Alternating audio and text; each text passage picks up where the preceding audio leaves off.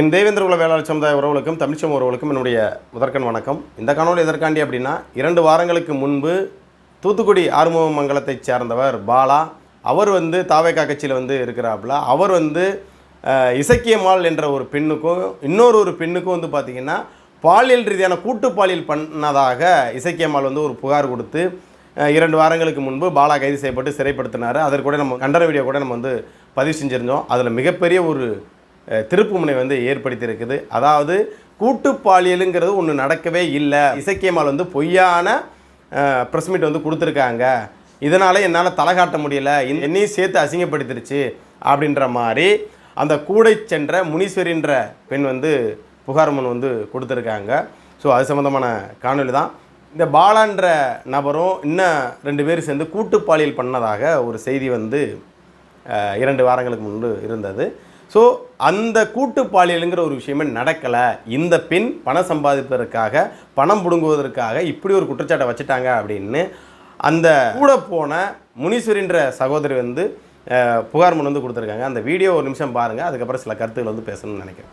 அவங்களா தான் அந்த அக்காவை தான் என்னை கூட்டிகிட்டு போய் வாமா கட்சி கூடத்துக்கு விஜய் கட்சி கூடத்துக்கு போயிட்டு வந்துடலாம், அண்ணனுக்கு ஒரு வாழ்த்து சொல்லிட்டு ஒரு மாலை போட்டு வந்துடலாம் அப்படிங்கிறதுக்காண்டி விஜய் பார்க்குறது ஆசையில் தான் போனேன். அதுக்கப்புறம் காரில் இறங்கி தூத்துக்குடிங்கிற இடத்துல சம்சாவும் வடை அந்த டீயும் வாங்கி கொடுத்தாங்க, சாப்பிட்டோம். அதுக்கப்புறம் கொஞ்சம் தூரம் போய் ஜூஸ் வாங்கி கொடுத்தாங்க. அந்த ஜூஸை நாங்களாக தான் ஓப்பன் பண்ணி குடித்தோம், யாருமே ஓப்பன் பண்ணி குடிக்கலை.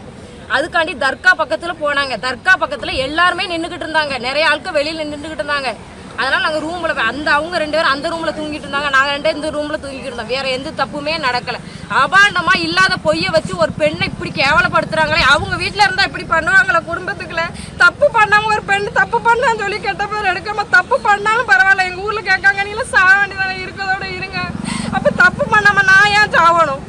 தப்பு பண்ணாமல் நான் ஏன் சாப்பிடும்? தப்பு பண்ணால் தான் சாவணும். எந்த தப்பு பண்ணாமல் சாவற அளவுக்கு அவ்வளோ ஒன்றும் யாரும் கேவலமானவங்க கிடையாது. போலீஸ் அரெஸ்ட் பண்ணிருக்காங்க 2 பேரை. அவங்க எல்லாம் நான் முன்ன பின்ன பார்த்ததே கிடையாது. அந்த அக்கா தான் முதல்ல அவங்க கூட்டிட்டு போனாங்க. கட்சி கூடத்துக்கு விஜய் கட்சி கூடன்னு சொல்லி தான் கூட்டு போனாங்க.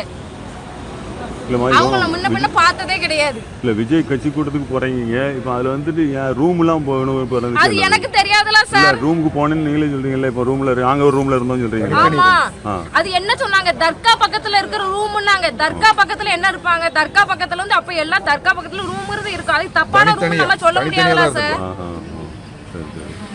அதுக்காண்டி ஒண்ணு தப்பு பண்ணிடுவாங்களே. இவங்க என்ன சொன்னாங்க, முதல்ல நான் மட்டும் தான் போனேன்னு முதல்ல மீடியால சொன்னாங்களா இல்லையா? அதுக்கப்புறம் இன்னொரு பெண் எனக்கு காலில் விழுந்து மன்னிப்பு கேட்டான்னு சொன்னாங்களா இல்லையா? அதுக்கப்புறம் இன்னொரு பெண்ணு இருக்கான்னு பேர சொல்றாங்களா? அப்ப என்ன அர்த்தம்? இதுல மாத்தி மாத்தி சொல்ற அளவுக்கு என்ன நடந்தது உண்மை தெரியணும். நம்ம நம்பிக்கையோட இப்ப அக்கா நினைச்சு என் வீட்டுக்கு நம்பிக்கை தான் அவங்க கூட அனுப்பிட்டாங்க. நினைச்சு நம்பி ஒரு வாடா தம்பி அக்காவை நம்பி விட்டுறான்னு சொன்னாங்க. சொன்னதுக்கு நான் நம்பி அனுப்பிவிட்டதுக்கு இதான் தண்டனையா? என் வீட்டில் எவ்வளோ அசிங்கம், என் குடும்பத்தில் எவ்வளோ அசிங்கம். இன்னைக்கு நான் பாதியாக இருப்பேன். என் வீட்டுக்கார சூசைட் பண்ணி தூக்கு போட்டாங்க தெரியுமா? நான் தான் காப்பாத்துங்க என் வீட்டுக்கார. இவ்வளவுக்குள்ள கேவலப்படுறதுக்கு அவளுக்குள்ள நடந்திருக்கு. இப்போ இந்த வீடியோ பார்த்துருப்பீங்க. அதாவது பாலா அவங்க சொல்லக்கூடிய ஆட்கள் இவங்கெல்லாம் யாருன்னே எனக்கு தெரியாது. என்ன கூட்டிகிட்டு போனது இந்த இசக்கியம்மாள் தான் கூப்பிட்டு போனாங்க. வா விஜய் பார்க்க போகலாம் வைக்கலாம் அப்படின்னு கூப்பிட்டு போனாங்க. கூப்பிட்டு போகும்போது கூல்ட்ரிங்க்ஸ் கொடுத்தாங்க. கூல்ட்ரிங்க்ஸ் ஓப்பன் பண்ண கூல்ட்ரிங்க்ஸ் கிடையாது. நான் தான் அந்த கூல்ட்ரிங்க்ஸ் ஓப்பன் பண்ணேன். ஏன் இந்த அம்மா இப்படியெல்லாம் சொல்லுதுன்னு எனக்கு தெரியல. அப்படி ஒரு பாலியல், அதாவது கூட்டு பாலியலே ஒன்றும் நடக்க கிடையாது அப்படின்ற மாதிரி இந்த அம்மா சொல்லியிருக்காங்க. இன்னொன்றுன்னா அவங்க கணவரோட அனுமதியோட்ட தான் இந்த பெண்ணும் போயிருந்துருக்கு. அப்போ இந்த இசக்கியம்மாளெலாம் நான் இதுக்கு முன்னாடி சொன்னேன், அக்கம் பக்கத்தில் விசாரிக்கும் போது இந்த இசக்கியம்மாளை பற்றி தவறான கருத்துக்கள்லாம் சொல்கிறாங்க. உண்மையாக பொய்யான்னு கூட நமக்கு தெரியல. ஆனால் இந்த இசக்கியம்மாள் பத்திரிகை செய்தி, அதாவது ஊடகத்தின் வாயிலாக பேசும்போதே முன்னுக்கு பின்னான விஷயமா இருக்குது. அதாவது முதல் கூல்ட்ரிங்க்ஸை குடித்தாங்க, எனக்கு ஒரு மாதிரி இருந்துச்சு. அதுக்கப்புறம் இன்னொரு கூல்ட்ரிங்க்ஸை கொடுத்தாங்க அப்படின்னு சொல்கிறாங்க. அதுவே ஒரு சந்தேகமாக தான் இருக்குது. அதுபோகிறதுக்கு கதவை திறந்து வைங்க, நான் சாப்பாடு வாங்கிட்டு வரந்தோடி கதவை திறந்து வைங்க, சாப்பாடு வாங்கி கொடுத்ததுக்கப்புறம் கதவை சாத்திக்கலாம் அப்படின்னு சொன்னாங்க. அதுக்கப்புறம் தான் இப்படி எனக்கு நடந்துச்சு, நான் ஒரு பெண்ணு எவ்வளோ கதறி இருப்பேன் அப்படின்னு எப்படியெல்லாம் ஊடகத்தின் முன்னால் நடிக்க முடியுமோ அந்த அளவுக்கு நடிச்சு. இதில் ஹைலைட் காமெடி என்ன தெரியுமா?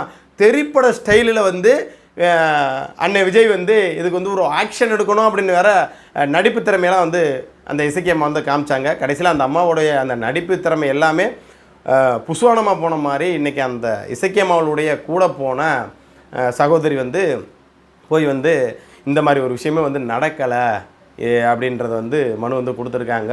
ஸோ இப்போ நாங்கள் காவல்துறையிட்ட கேட்குற விஷயம் என்ன அப்படின்னா, நான் ஏற்கனவே முன்னே வந்து சொன்னோம், உண்மையிலேயே இந்த பாலியல் குற்றத்தில் இந்த 2 நபர்களும் 3 நபர்களோ ஈடுபட்டிருந்தால் அவங்களோட ஆணுறுப்பு வந்து துண்டிக்கப்படணும், சரிங்களா, கடுமையான சட்டத்தின் கீழே வந்து இவங்க வந்து அடைக்கப்படணும் அப்படின்றத நம்ம வந்து சொல்லியிருந்தோம் இதற்கு முன்னாடி.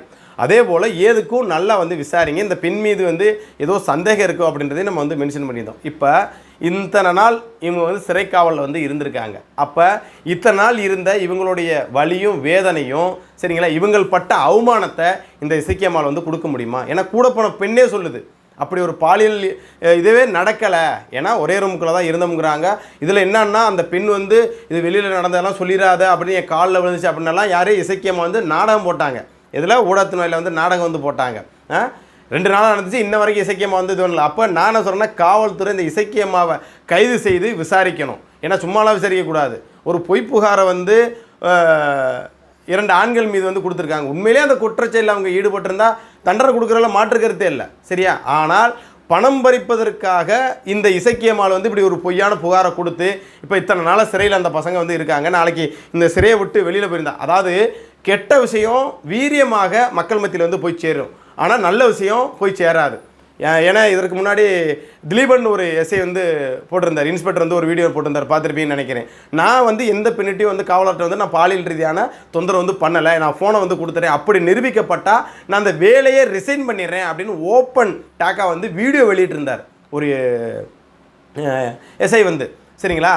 அப்படி இருக்கும்போது அப்போ இந்த இது போன்ற ஒரு குற்றச்சாட்டு, பொய்யான ஒரு குற்றச்சாட்டை பண்ணி இந்த இளைஞர் அந்த இளைஞனுக்கு கூட கல்யாணம் ஆயிடுச்சு. அந்த 2 இளைஞர்கள் அந்த பசங்களோட ஃபோட்டோலாம் இதாகிடுச்சு. நாளைக்கு எப்படி இந்த பசங்களுக்கு வந்து பொண்ணு கொடுப்பாங்க? ஒரு பெண் வந்து பாலியல் ரீதியான தொந்தரவு வந்து பண்ணிட்டாங்க, என்ன கூட்டு பாலியல் பண்ணிட்டாங்க அப்படின்னு புகார் கொடுத்தோன்னே, ஏன்னா மருத்துவ செக்கப் இருக்குது, எல்லாமே ஆய்வு பண்ணிட்டு தானே அதை வந்து கைது பண்ணியிருக்கணும். உண்மையிலே இது வந்து நடந்துச்சா, இல்லை அந்த ஹோட்டலில் வந்து விசாரிச்சிருக்கணும், இவங்கெல்லாம் போனாங்க, இந்த மாதிரி வந்து அங்கே பாலியல் ரீதியான அவங்க துன்புறுத்தலுக்கு ஆளாயிட்டோம்னு வந்து இந்த மாதிரி எதுவும் கதறிக்கிட்டு வந்தாங்களா, இல்லை எதுவும் வந்து மன உளைச்சல் எதுவும் போனாங்களா, போகும்போது ஒன்றா போனாங்களா, தனித்தனியாக போனாங்களா அப்படின்றலாம் காவல்துறை விசாரித்து அவங்களை கைது வந்து செஞ்சுருக்கலாம். இல்லை முதல்ல அவங்கள கைது பண்ணிவிட்டு சிறைப்படுத்தாமல் இந்த விசாரிச்சுட்டு அதற்கப்புறம் அவங்க மேலே எஃப்ஐஆர் போட்டு சிறைப்படுத்தியிருக்கலாமே. இப்போ இவங்க இந்த 2 பேரோட வாழ்க்கை என்ன ஆகிறது? இவங்களுக்கு நாளைக்கு எப்படி வந்து இந்த இளைஞர்களுக்கு வந்து பொண்ணு கொடுப்பாங்க? இதில் சில பேர், சில சாதி தலைவர்லாம் சொல்லிட்டாங்க, இந்த பாலியல் குற்றத்தில் ஈடுபட்ட இந்த கவினோட உறவினர் வந்து அவங்க அப்பா அம்மாவே வழக்கில் சேர்க்கணுமா? இப்போ பணம் பறிக்கிறதுக்கு யார் இந்த வேலையை செஞ்சுருக்கிறா? கூட போன ஒரு பெண்ணு சொல்லுது, நான் தான் அந்த பெண்ணோட பண்ணி, அந்த 2 பேர் யாருனே வந்து எனக்கு தெரியாது, என்னை கூட்டு போனதே இந்த இசக்கியம்மா தான் அப்படின்றத அந்த பெண்ணு கொடுக்குது. அப்போ இதுக்கெல்லாம் நம்ம என்ன சொல்கிறது? இதில் என்ன ஒரு ஹைலைட் காமெடின்னா, இந்த சாதியை வச்சு பிழப்பு நடத்தக்கூடிய சில ஆட்கள்லாம் அந்த பாலா கூட போன பேரை உச்சரிக்கலை, அந்த கூட போன நபர்களை எதுவும் பண்ணல, பாலா மட்டும் டார்கெட். ஏன்னா அவன் தேவேந்திரோட வேளாளரான். அப்போ எந்த அளவுக்கு அல்ப புத்தி இருக்குது அப்படின்றத பாருங்களேன். என்னத்தை சொல்கிறேன்னு நம்ம வந்து தெரில. ஸோ இப்போ நம்ம ரொம்ப வருத்தமாக இருக்குது. ஏன்னா உண்மையிலே அந்த பாலியல் துன்புறுத்தலுக்கு அந்த பெண் ஆளாகி இருந்தால், நம்ம மீண்டும் சொல்கிறோம், அது யாராக இருந்தாலும் தண்டிக்கப்படணும், தண்டனை பெறணும், அவருடைய ஆண் உறுப்பு வெட்டப்படணும். இத்தனை இடத்துல அடுத்தடுத்து சிறுமி பாலியல் துன்புறுத்தலுக்கு ஆளாக இருக்காங்க, பாலியல் ரீதியான இறப்பு நடந்திருக்கு, பாலியல் கொலை அப்படின்னு தொடர்ந்து ஒரே நாளில் 5 விஷயம் நடந்திருக்குது. இந்த இதில் அவன் மதுவில் பண்ணனானோ இல்லை கஞ்சாவில் பண்ணானோ அவனோட ஆணுறுப்பை வெட்டி அந்த நியூஸை ஃப்ளாஷ் பண்ணுங்க கேட்டால் இதில் வந்து சட்டத்தில் இடம் இருக்குல்ல. என்ன இடம் இல்லை? இந்த ஆகாசம் அடித்து படுகொலை செஞ்சாங்க காவலர், இந்த காவலரை தப்பிக்க வச்சிருச்சு நீதித்துறை. இதெல்லாம் வந்து இடம் இருக்கும்போது ஏன் இதை பண்ண முடியாது? இந்த மாதிரி நல்ல விஷயங்களுக்கு காவல்துறை இந்த மாதிரி விஷயத்தை ஏன் ஸ்டெப் எடுக்க மாட்டேங்குது? அந்த பாலியல் குற்றவாளியை கூட்டியாக கொண்டு அந்த கொலை செய்து நான் தான் இதை போதையில் பண்ணிட்டேன் அப்படின்னு அவன் வந்து சொல்லுவான், அவனை நீங்கள் மாப்பிள்ளை மாதிரி கொண்டு விடுவீங்க, அடுத்து வந்து வெளில பண்ணுவோம். அப்படித்தானே இப்போ தூத்துக்குடியில் ஒரு ஆளுக்கு நடந்துச்சு. ஏற்கனவே சிறையில் இருந்துட்டு வெளில வந்தால் மறுபடியும் போய் +2 மாணவியை பண்ணி அப்படித்தானே நடந்துச்சு. இது எப்படி எடுத்துக்கிறேன்னு தெரில. ஸோ காவல்துறைக்கு நாங்கள் வேஸ்ட், காவல்துறைகிட்ட சொல்கிறதே வேஸ்ட்டுன்னு நான் நினைக்கிறேன். ஏன்னா இங்கே காவல்துறை மீதே நம்பிக்கை இல்லாமல் இருக்கிறேன். இந்த சம்மந்த பொய்யான புகார் அளித்த இந்த பெண் மீது வந்து பார்த்திங்கன்னா காவல்துறை நடவடிக்கை எடுக்குமா? பொறுத்திருந்து பார்ப்போம். பெண்ணுக்கு ஒன்றுனோடனே பொங்கி போய் கைது பண்ணிடுறாங்கல்ல. இதே ஒரு ஆணுக்கு ஒரு அசிங்கம் நடந்திருக்கு, ஒரு கேவலம் நடந்திருக்குது, செய்யாத ஒரு தவறுக்கு போய் சிறையில் கிடக்கிறான். இதற்கு அந்த இசக்கியம்மாள் என்ற பெண் கைது செய்யப்படுவார்களா? பொறுத்திருந்து பார்ப்போம். நன்றி, வணக்கம்.